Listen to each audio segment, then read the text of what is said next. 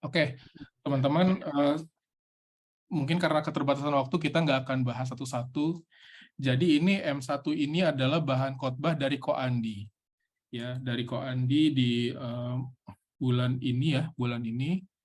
Eh, Teman-teman, saya dorong untuk nonton lagi ya khotbahnya, karena ini salah satu khotbah yang berkesan ya, salah satu khotbah yang buat saya pribadi berkesan, meskipun saya ibadah online waktu itu. Cuman apa yang disampaikan cukup kuat gitu ya. Nah, di M1 ini kita mau sama-sama, judulnya itu kan menjadi seperti Kristus mengubahkan ya, menjadi seperti Kristus mengubahkan. Nah, poin pertama yang mau disampaikan lewat bahan Bleskom ini ada ayatnya ya. Di Roma 8 ayat 29 saya baca, sebab semua orang yang dipilihnya dari semula, mereka juga ditentukannya dari semula untuk menjadi serupa dengan gambaran anaknya, supaya ia anaknya itu menjadi yang sulung di antara banyak saudara. Yang berikutnya Lukas 19 ayat 10, sebab anak manusia datang untuk mencari dan menyelamatkan yang hilang. Jadi penekanannya nanti di ayat Lukas 19 ayat 10 ini, anak manusia datang untuk mencari dan menyelamatkan yang hilang.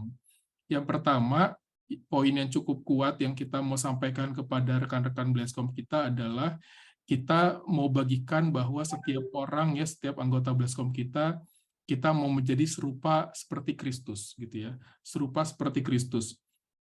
Nah, ini bicara tentang penekanannya nanti mungkin di siapa kita gitu ya, siapa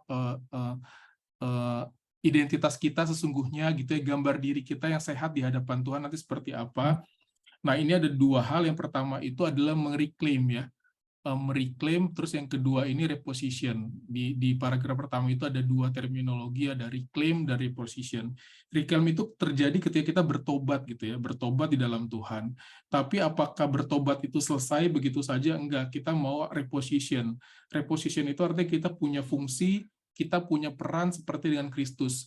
Jadi kita mau sampaikan kalau ada anggota Bleskom kita yang belum bertobat, di Bleskom belum lahir baru gitu ya, nanti kan teman-teman bisa mengidentifikasi mana orang baru, mana yang tidak. Kalau ada yang belum bertobat dan belum lahir baru, mungkin di paragraf ini, di poin ini, sampaikan bahwa pentingnya kita lahir baru, pentingnya kita bertobat dan datang kepada Tuhan. Nah, kalau yang datang itu adalah orang-orang lama gitu ya, orang-orang yang sudah bersama-sama dengan kita pengen naikin levelnya gitu ya, bahwa tidak cukup hanya dengan bertobat saja dan lahir baru, tapi kita juga mau punya fungsi dan peran seperti dengan Kristus. Artinya kita harus punya gambar diri yang sehat, kita harus tahu identitas kita sebenarnya di hadapan Tuhan itu seperti apa, yaitu identitas yang kita diberikan kuasa dan otoritas dalam Tuhan. Nah, itu yang kita perlu ingatkan kembali ke teman-teman, sampaikan kembali, tanyakan kembali gitu ya, karena edifikator ini lebih banyak ngobrol, diskusi ya. Mungkin teman-teman bisa challenge, siapa sih kita di hadapan Tuhan? Menurut kamu, siapa kamu di hadapan Tuhan? Kalau dia masih berpikir dia orang yang penuh dosa, jauh dari Tuhan, nah berarti dia perlu bertobat. Tapi kalau ketika dia bilang, saya sudah bertobat, tapi sepertinya saya ya hidup gini aja gitu ya, berarti perlu direposisi, ditampaikan bahwa kita punya kuasa, kita ada punya identitas di hadapan Tuhan. Nah, poin kedua setelah kita bicara tentang reposisi ini berarti masuk ke dalam panggilan gitu. Nah, panggilan kita lewat di bahan ini yaitu mencari dan menyelamatkan yang terhilang. Mencari itu akar katanya zeteo ya, zeteo, menginginkan sesuatu gitu ya. Berarti mencari ini bukan cuma mencari, misalnya nih kayak saya malam ini gitu ya, lagi lapar gitu ya, lagi pengen ngemil, cuman lihat kanan kiri, oh nggak ada makanan, ya udahlah nggak jadi gitu ya. Nah, itu bukan mencari itu. Tapi kalau mencari itu kayak teman-teman mungkin lagi cari pengen naik mobil, naik motor ya, tapi kuncinya nggak ada. Jadi benar-benar dicari, benar-benar sampai ketemu gitu ya. Baru akhirnya ketika ada kuncinya itu ketemu gitu ya, akhirnya senang gitu ya. Ya di kalimat ini, di bahan ini dikaitkan dengan mencari teman hidup gitu ya. Jadi pengen dapat sampai dapat gitu teman-teman. Nah, kita pengennya punya sebuah sikap bahwa mencari yang terhilang itu aktif sampai dapat, ada passion, ada keinginan, ada sesuatu yang kuat gitu yang kita pengen lakukan. Nah, tidak stop di mencari, tapi kita juga menyelamatkan gitu. Jadi setelah mencari, apa yang dilakukan ketika udah dapat gitu ya, kira kita melakukan penyelamatan. Dalam bahasa aslinya juga di sini sozo gitu ya. Sozo itu ada ternyata arti kata sozo itu lebih luas dari hanya sekedar menyelamatkan, yaitu menyembuhkan, memulihkan, menjadi utuh gitu. Menyembuhkan, memulihkan, menjadi utuh. Jadi bukan cuma sekedar menyelamatkan dari tadinya ketabrak jadi nggak ketabrak gitu ya, tapi benar-benar setelah kita tangkep, kita rawat lukanya, kita lihat apa sih yang butuh dipulihkan ya. Kalau tadi kita bahas tentang konseling, berarti konseling adalah salah satu bagian dari upaya penyelamatan kita gitu di dalam Tuhan. Jadi sampaikan bahwa peran kita gitu ya, peran yang sudah Tuhan sampaikan kepada kita adalah menyembuhkan, memulihkan, dan menjadi utuh. Nah, semuanya ini dilakukan bukan karena kita bisa gitu teman-teman ya, tapi karena Yesus sudah lakukan itu duluan gitu, dan Tuhan Yesus sudah kasih jaminan itu kepada kita, sehingga kita dipanggil untuk mencari dan menyelamatkan siapa yang terhilang gitu. Yang terhilang dalam bahasa aslinya di Yunani ini dibilang apolumi. Apolumi itu berarti mencari yang terhilang, yang hancur, yang binasa, yang rusak, sia-sia, dibunuh, dibuat mati. Jadi orang-orang yang kita pengen jangkau adalah orang-orang kayak gini gitu ya, orang-orang yang hilang, orang-orang yang nggak punya pengharapan, orang-orang yang merasa hidupnya biasa-biasa aja gitu ya, itu juga salah satu orang yang terhilang. Nah, jadi dua hal ini mencari dan menyelamatkan kepada siapa? Kepada yang terhilang. Nah, kalau teman-teman baca di bawah ya ada panduan diskusi, itu et silvoso itu salah satu contohnya menunjukkan di halaman berikutnya, Eva minta tolong, yang terhilang itu adalah hubungan dengan ada 3 yang terhilang gitu kalau diterjemahkan oleh et silvoso ini. Yang pertama adalah hubungan dengan Tuhan yang terhilang, hubungan dengan sesama, dan berbicara tentang marketplace. Nah, ini nomor 2 itu ya, apakah yang maksud yang hilang gitu ya? Hubungan dengan Tuhan, hubungan dengan sesama, dan ini marketplace. Nah, memang et silvoso ini menceritakan kisah di Taman Eden ya, waktu pertama kali manusia jatuh dalam dosa.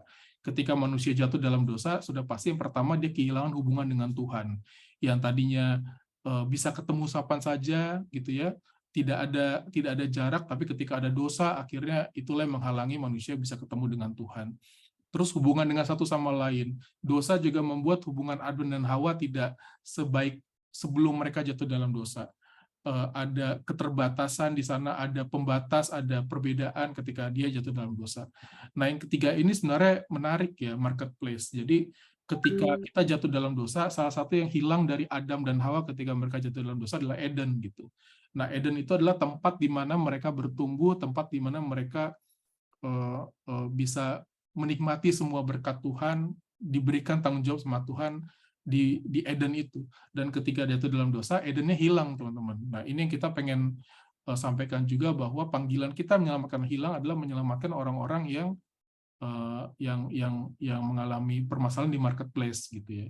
Kalau kita tahu kan di kejadian itu, ketika jatuh dalam dosa kan manusia, khususnya Adam gitu ya, diberikan inilah oleh dengan bersusah payah engkau akan mendapatkan nafkah gitu ya teman-teman ya. Nah, ini salah satu yang terhilang gitu, yang terhilang kalau menurut et silvoso, ketika orang di marketplace susah payah gitu ya, itu salah satu yang terhilang dalam yang perlu kita selamatkan ya, kita perlu cari dan kita perlu selamatkan. Nah, kisah lain sebenarnya yang teman-teman bisa angkat itu menjadi contoh yang cukup aplikatif itu Zakheus ya teman-teman ya. Bagaimana Zakheus itu ketika dia mengalami persekutuan dengan Tuhan gitu ya, yang tadi dia terhilang, dia akhirnya bisa diberkati sama Tuhan, bahkan dia dibilang kamu dan seisi rumahmu diselamatkan gitu ya. Itu janji Tuhan buat Zakheus ini. Jadi teman-teman silakan nanti bisa dibaca tentang kisahnya Zakheus sebagai bahan referensi. Terus saya dorong untuk tonton lagi khotbahnya Ko Andi gitu ya. Nah, ini bahan pertama gitu ya. Kalau ada pertanyaan dicatat dulu aja, nanti kita diskusi. Jadi mencari, menyelamatkan yang terhilang, reclaim, reposition, itu berapa hal yang perlu digarisbawahi di bahan yang pertama ini. Lanjut ke bahan yang kedua. Bahan kedua ini bahan khotbahnya Bang Edu ya. Bahan khotbahnya Bang Edu. Nah, ini sebenarnya sudah sering kita dengar ya tentang 100% victory. Cuman memang ada yang menarik karena ini dibahas juga ketika momen Paskah ya, momen Paskah. Boleh minta tolong di-share ke bahan yang kedua. 100% victory, rise and shine. Ayatnya Yohanes 19 ayat 30, sesudah Yesus minum anggur asam ini berkatalah ia sudah selesai, lalu ia menundukkan kepalanya dan menyerahkan nyawanya. Nah, ketika membaca ayat ini, salah satu yang merema dalam saya gitu teman-teman ya, bahwa kita perlu sampaikan lagi gitu ya, bahwa kematian Yesus itu udah sempurna gitu ya buat setiap kita. Jadi Yesus itu bukan cuma sekedar mati dan menebus dosa kita, tapi seluruh proses kematiannya gitu ya, seluruh proses kematian itu sempurna sesuai dengan yang dinubuatkan oleh nabi-nabi gitu ya, dinubuatkan di Perjanjian Lama. Jadi dia itu sempurna.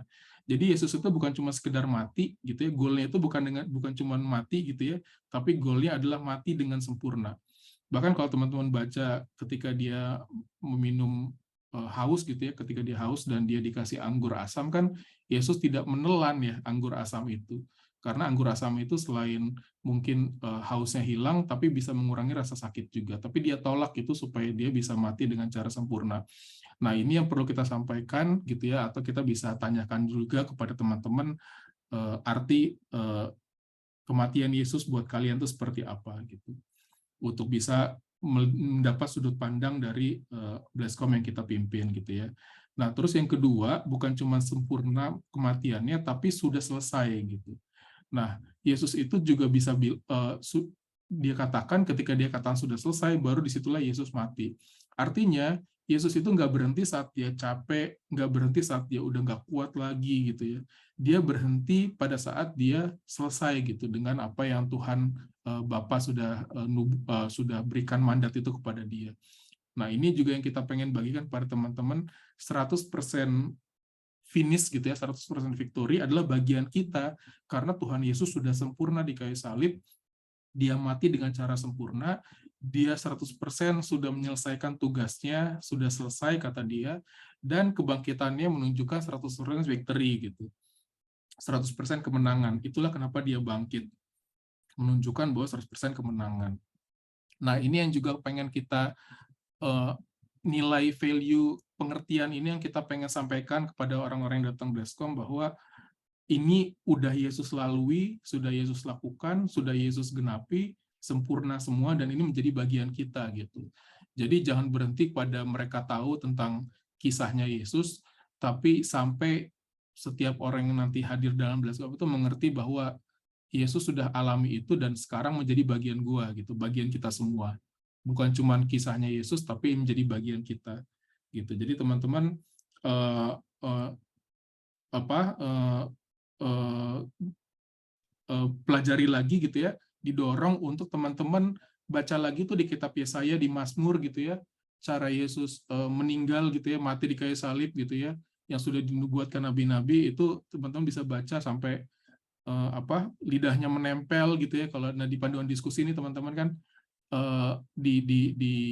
disarankan untuk membaca lagi kisah kematian Yesus di kayu salib ya. Itu pelajari bagaimana dia mukanya sudah tidak seperti manusia lagi gitu ya, saking sendi-sendinya terlepas gitu ya, kalau di Perjanjian Lama dibilang gitu, supaya kita benar-benar mengerti betapa Yesus sudah mati dengan cara yang paling sempurna gitu. Nah, di kisah kedua itu lagi Gideon. Jadi kalau Yesus itu, kalau saya lihat gitu, kalau saya bisa bilang Yesus itu menggambarkan keilahiannya. Nah, Gideon ini menggambarkan kemanusiaannya gitu teman-teman. Kalau Yesus ya mungkin kita akan berpikir ya dia kan Tuhan gitu, makanya dia bisa melalui itu semua. Tapi ini Gideon gitu ya.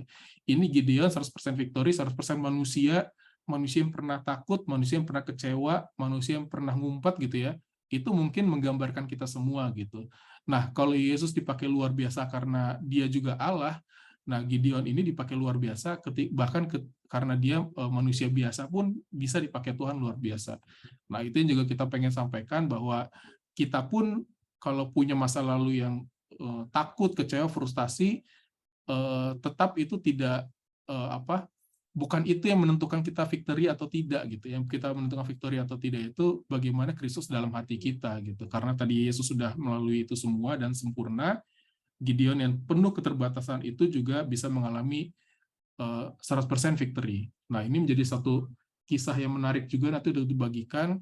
Baca lagi bagaimana dengan 300 orang bisa mengalahkan ratusan ribu musuh-musuhnya, dan dengan cara yang di luar logika manusia, gitu, di luar cara-cara manusia dengan cara-cara Tuhan. Nah, kita pengen tajemin di bahan ini bahwa setiap orang kita bisa melakukan hal-hal luar biasa itu, kita bisa mencapai semua yang Tuhan sudah sampaikan kepada kita, bahkan GKD Center pun bisa selesai dengan tepat gitu ya, dengan tuntas gitu, karena ada Yesus dalam hidup kita.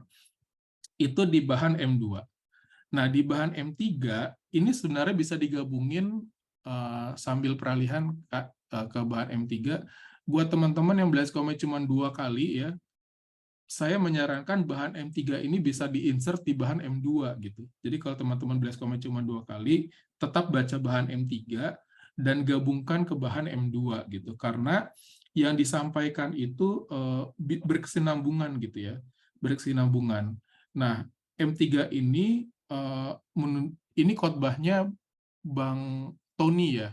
Ini salah satu khotbah yang cukup merema juga, yang saya dengar gitu ya, teman-teman saya dorong untuk dengar lagi gitu ya, dengan style Bang Tony gitu ya, dengan pengajarannya ini cukup banyak sebenarnya yang disampaikan. Cuman yang menarik memang di bahan Bleskom M3 ini nyambung gitu ya. Kalau tadi kita belajar tentang bagaimana Yesus telah mengalami 100% kematian, 100% sempurna, selesai, victory. Nah, di M3 ini justru diperhadapkan dengan sebuah fakta bahwa murid-muridnya ketika ngobrol sama Yesus, ada yang menghalangi mata mereka, sehingga mereka malah tidak mengenal dia gitu. Tidak mengenal dia. Bahkan dibilang, Yesus bilang kepada mereka itu bodoh gitu ya, bodoh. Dan dalam bahasa aslinya gitu ya, dalam terjemahan yang lain dibilang, kenapa murid-muridnya itu nggak ngerti-ngerti tentang Yesus gitu ya, itu karena mereka lambat percaya, teman-teman. Lambat percaya, ini menarik ya ketika saya baca tadi bahannya ya. Lambat percaya, jadi salah satu yang buat kita akhirnya tidak mengerti apa maksud Tuhan, tidak mengalami apa yang dikhotbahkan gitu ya oleh para pengkhotbah-pengkhotbah gitu, pendeta kita ya, penatua kita di gereja, itu salah satunya adalah faktornya adalah karena kita lambat untuk percaya. Nah, ini yang kita pengen dorong, bahwa ketika kita dengar sebuah kebenaran firman Tuhan, kalau di sini kan bilang kalian lambat percaya atas apa yang dinubuatkan oleh nabi-nabi. Nah, kalau memang ternyata selama ini kita tidak langsung percaya gitu dengan apa yang difirmankan oleh Tuhan, janji Tuhan gitu, kebenaran firman Tuhan, itu bisa menghalangi kita untuk mengerti secara keseluruhan sebenarnya apa yang mau Tuhan kerjakan dalam diri kita. Jadi kalau hari ini kita masih dilanda kebingungan gitu ya, mungkin karena salah satunya penyebabnya adalah karena kita lambat untuk percaya. Nah, bagaimana bisa mengatasi itu, murid-murid akhirnya bisa ngerti itu ketika dia mengalami persekutuan dengan Tuhan. Dalam bahasa aslinya ditulis di bahan ini juga ada namanya epiginosko ya, epiginosko atau Filipi, pengenalan akan Tuhan di Filipi 3 ayat 10, epiginosko. Epiginosko ini dalam bahasa aslinya itu adalah pengertiannya adalah hubungan intim suami dengan istri. Nah, jadi teman-teman memang bagaimana kita akhirnya bisa mengerti jalan pikiran Tuhan, mengerti rencana-rencana Tuhan, maksud-maksudnya Tuhan dalam hidup kita, cara setelah yang tadi ya, tidak lambat, artinya cepat untuk percaya, cepat untuk tidak langsung percaya dengan apa yang Tuhan sampaikan. Yang kedua adalah mengalami persekutuan dengan Tuhan. Murid-muridnya itu baru bisa terbuka gitu ya, selubungnya itu ketika dia mengalami Yesus mulai memecah-pecahkan roti ya, dan perjamuan gitu ya, ada roti, ada anggur.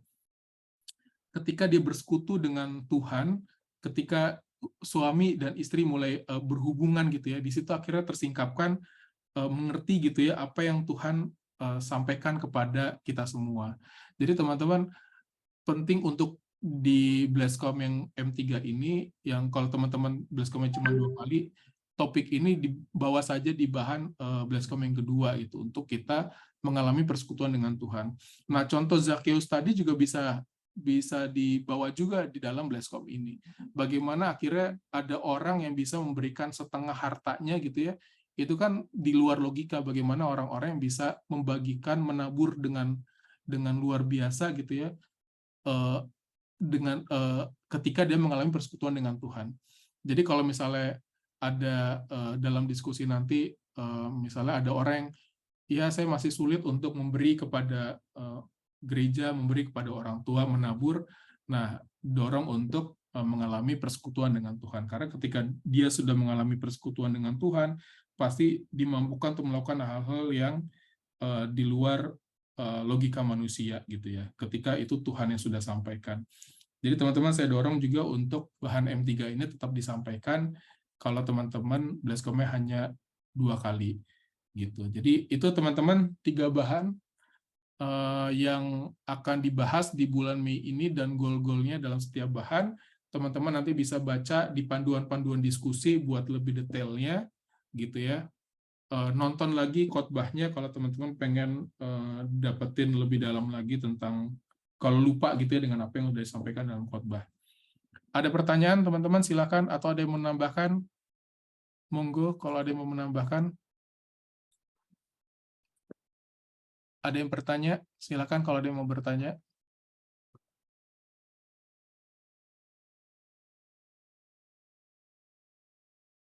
Silakan teman-teman kalau ada yang mau ditanyakan, kita ada 3 bahan ya, minggu 1, 2, dan 3.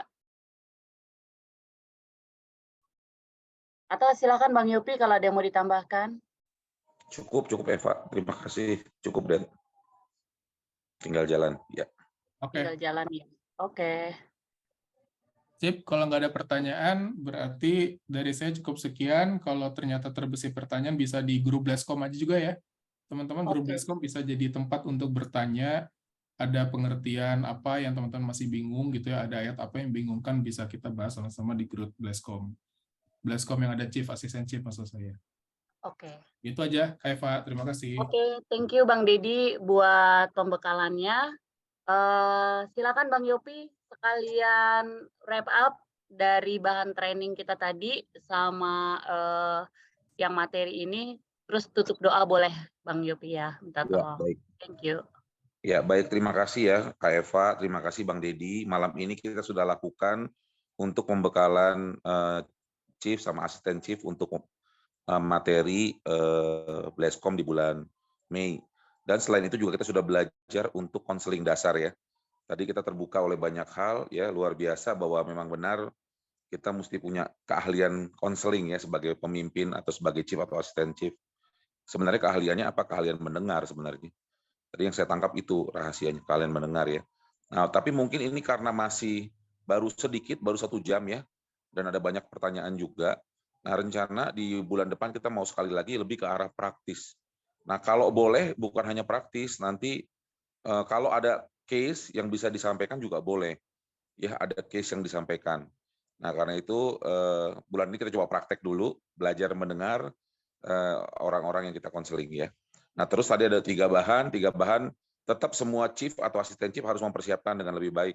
Karena saya percaya Tuhan akan bicara kepada kita pesan apa yang akan disampaikan buat adik-adik atau orang-orang di dalam Bleskom kita. Ya, mungkin nggak harus semuanya ya. Nggak harus semuanya, karena kalau itu banyak sekali, apalagi kalau anggota Bleskomnya banyak. Tapi mungkin ada hal-hal yang spesifik, yang khusus, nanti Tuhan akan taruhkan di hati kita. Tapi paling tidak kita sudah persiapkan dulu semuanya ya. Oke, baik. Itu aja teman-teman. Terima kasih untuk malam ini. Kita berikan tepukan dulu buat Kak Eva, kita berikan tepukan buat Kak Dedi ya. Terima kasih, boleh kasih emotikonnya. Terima kasih buat kita semua yang sudah ikut juga hari ini di tengah-tengah liburan ya. Di tengah-tengah liburan yang luar biasa ya. Ada yang kasih pukulan ya. Oke. Ya, terima kasih. Kita mau doa ya, kita mau doa, kita mau datang pada Tuhan. Yuk, mari